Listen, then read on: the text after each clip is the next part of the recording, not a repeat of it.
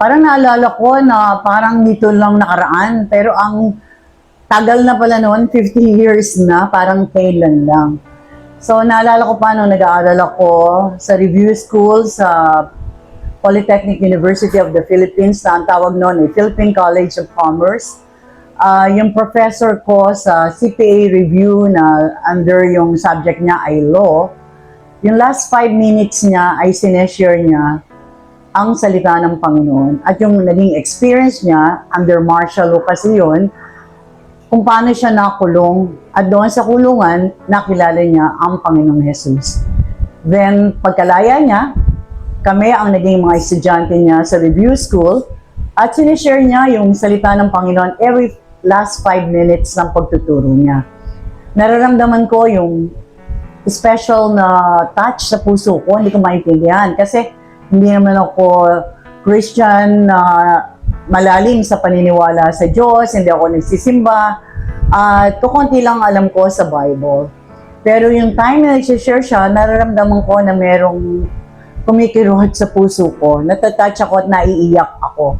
Hanggang in-invite niya kami sa isang lugar sa Chi Alpha Student Center sa may bandang Quiapo to attend the Holy Spirit Baptism. Hindi ko alam yung baptism noon, natatakot nga ako kasi baka baptismo yun sa ibang religion. Pero ang sabi na nagtuturo sa amin, ang baptism ay isa-submerge. Ibig sabihin, ilulubog ka sa pagkakilala sa Diyos. At ang isang gift na ibibigay ng Holy Spirit Baptism ay yung word of wisdom, which kailangan ko para makapasa sa CPA exam. Kaya umattend ako ng Sunday na yon, at noong panahon na para patayuin kami to receive the Holy Spirit, ay umaawit ng God is so good. At ang daming mga kaskwela ko na nasa likuran ko na nagbabagsakan na sa floor. Ako na lang yung natira, tsaka yung dalawang kasama ko sa harapan. So nahiya na ako, and then I concentrated sa presence ng Lord at naramdaman ko yung isang napakalakas na parang heat na nasa mukha ko, at naramdaman ko na ako ay isang makasalanan at nasa harapan ko ang presence ng Panginoon.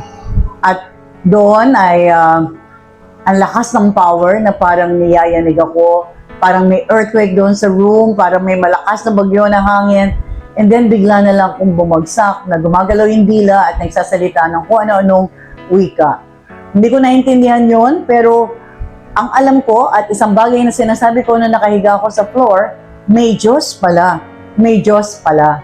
Kasi kilala ko yung Diyos na tinuturo sa amin sa Bible study namin nung ma-attend pa ako ng bata ako sa Methodist Church noon. Pero hindi ko kilala ng personal kung sino si Jesus. Pero nung araw na yon, talagang naramdaman ko ang katotohanan na buhay pala ang Panginoon.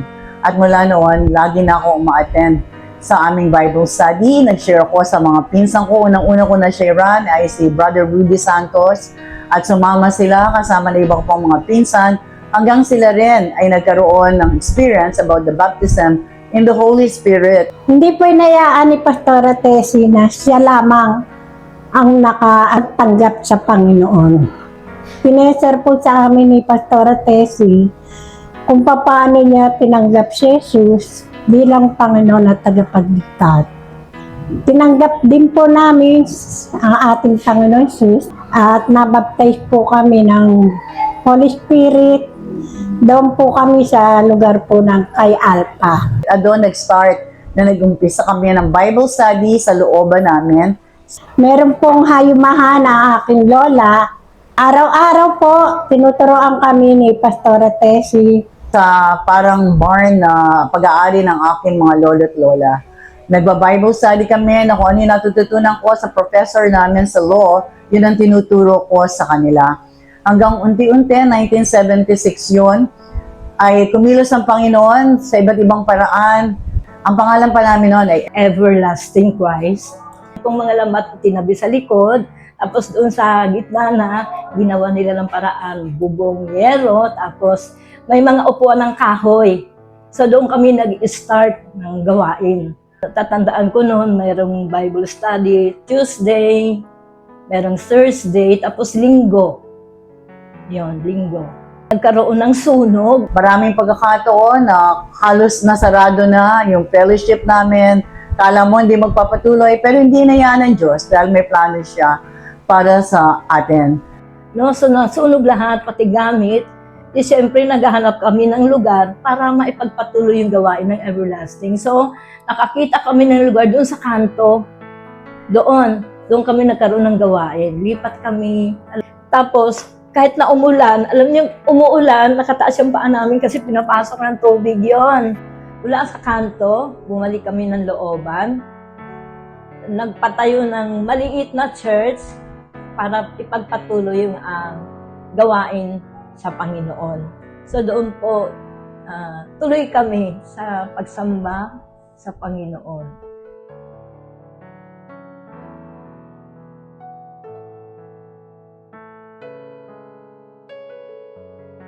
So yun, yan, nalipat dito. Mga rough pa yung bato, hindi pa talaga maganda, hindi pa makinis. Electric pan, tapos bintana, walang aircon. Noon, Pastor Willie Martin na yung nag-ano sa amin. Nandito na kami.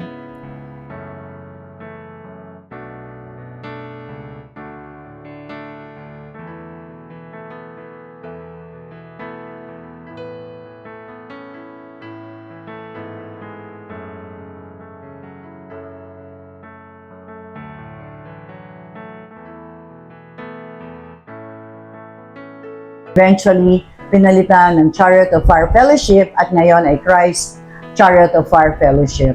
Nung pagpunta ko sa Chariot of Fire, everlasting panoon, nabutan ko noon ng Holy Spirit baptism.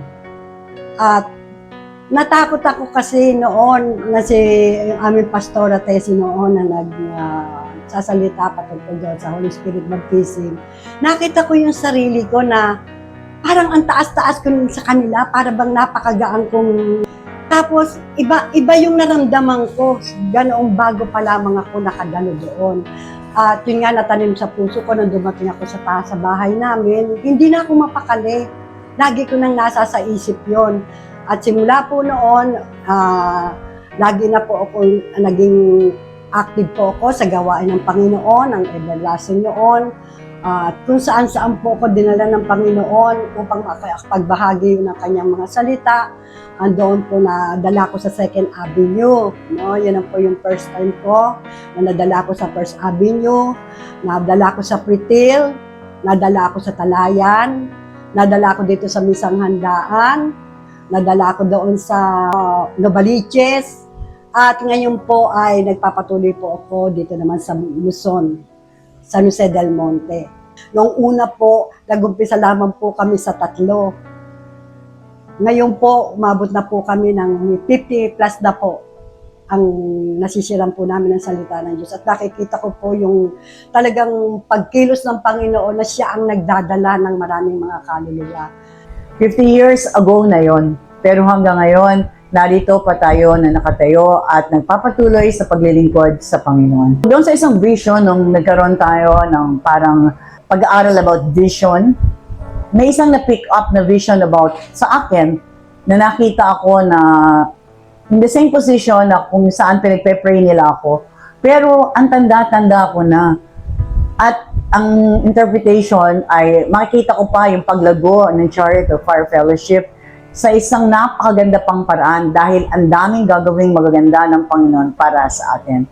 Nag-uumpisa pa lang tayo sa ginagawa ng Panginoon at ang dami pa niyang plano para mag-grow tayo. Siguro meron na tayong sariling building, siguro ang dami-dami na natin, at meron na tayong mga outreaches sa iba't ibang lugar. Tunay na tapat ang Panginoon at may plano siya sa atin at naniniwala ako kung magtatari pa siya o magtatagal pa sa kanyang pagdating, marami pang taon ang bibilangin para sa ating church at napakalaki pa ng plano niya para sa atin. So happy anniversary sa bawat isa sa inyo.